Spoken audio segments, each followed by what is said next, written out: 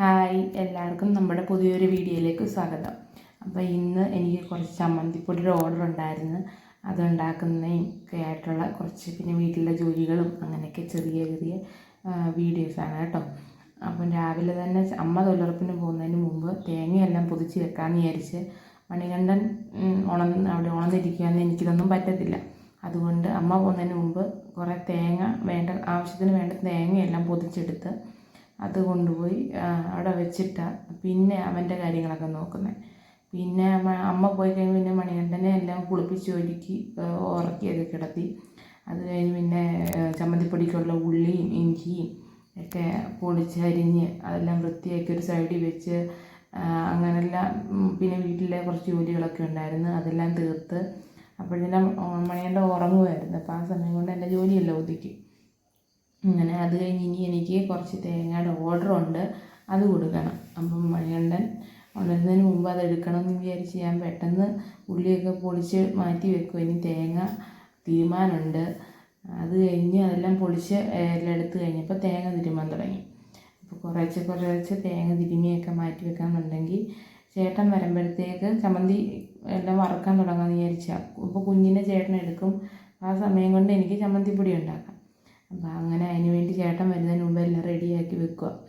അത് കഴിഞ്ഞപ്പോഴത്തേ മണികണ്ഠൻ ഉണർന്നപ്പോൾ പിന്നെ മണികണ്ഠനെ കുറുക്കൊക്കെ കൊടുത്തിട്ട് ഞങ്ങൾ രണ്ടുകൂടെ തേങ്ങ പൊതിക്കാൻ പോയി. അപ്പോൾ മണികണ്ഠനെ തൊട്ടിക്കകത്താക്കി അവിടെ ഇരുത്തി.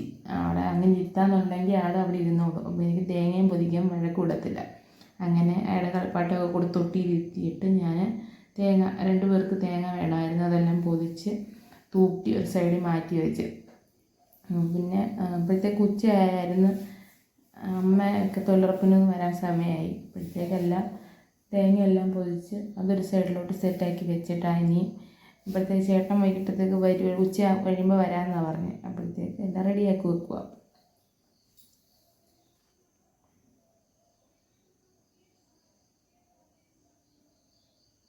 ഇടയ്ക്ക് ഞാനും മണികണ്ഠനോട് കഥയൊക്കെ പറയുന്നുണ്ട് കേട്ടോ. വഴക്കിടുന്നതിന് അവൻ്റെ തേങ്ങയൊക്കെ കൊടുത്തിട്ട് അവിടെ ഇരുത്തിയേക്കുക. അത് കഴിഞ്ഞ് ചേട്ടൻ വന്ന് ചേട്ടന് ചോറൊക്കെ കൊടുത്തിട്ട് അപ്പോഴത്തേക്ക് കുഞ്ഞിനെ ഉറക്കിയൊക്കെ ചെയ്തായിരുന്നു. പിന്നെ അവൻ ഉണർന്ന് പിന്നെ ചേട്ടൻ നോക്കി.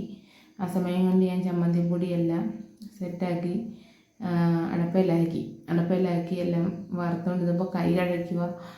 താഴെ നിന്നിട്ടൊക്കുന്നില്ല. അതിനെ സ്റ്റൂളെടുത്ത് അതിൻ്റെ മണ്ടയ്ക്ക് കയറി ഇരുന്നുണ്ട് ചമ്മന്തിപ്പൊടിക്ക് തേങ്ങ ഇളക്കുന്ന കേട്ടോ. എന്നെ കളിയാക്കും, പാത്തയാന്ന്. ആരെ കുറ്റം പറയാൻ പറ്റത്തില്ല. സ്റ്റൂളിൻ്റെ മണ്ടയ്ക്ക് കയറി നിന്നിട്ട് അങ്ങാരുടെ തലയുടെ ഒരേലുള്ളൂ. അപ്പോൾ അങ്ങനെ സ്റ്റൂളിൻ്റെ മണ്ടയ്ക്ക് കയറി നിന്ന് തേങ്ങ ഇളക്കിക്കൊണ്ടിരിക്കും.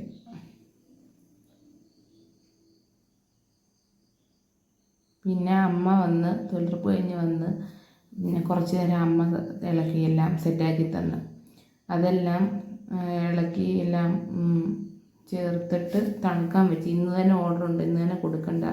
പിന്നെ മിറ്റവും പരയ്ക്കയൊക്കെ തൂക്കാൻ പോയി. അതെല്ലാം കഴിഞ്ഞ് കുളിച്ചിട്ടൊക്കെ വന്ന് പൊടിക്കാമെന്ന് വിചാരിച്ച് തണുക്കാൻ വെച്ചേക്കുക. ഇന്ന് തന്നെ കൊടുക്കണമെന്ന് പറഞ്ഞത് കൊണ്ട്, അല്ലെങ്കിൽ നാളെ തന്നെ പതുക്കെ എല്ലാം ചെയ്യത്തുള്ളായിരുന്നു. അപ്പോൾ ഇന്ന് തന്നെ കൊടുക്കണം. അതുകൊണ്ട് ജോലിയെല്ലാം ഒതുക്കിയിട്ട് ചമ്മന്തിപ്പൊടി പൊടിക്കണം.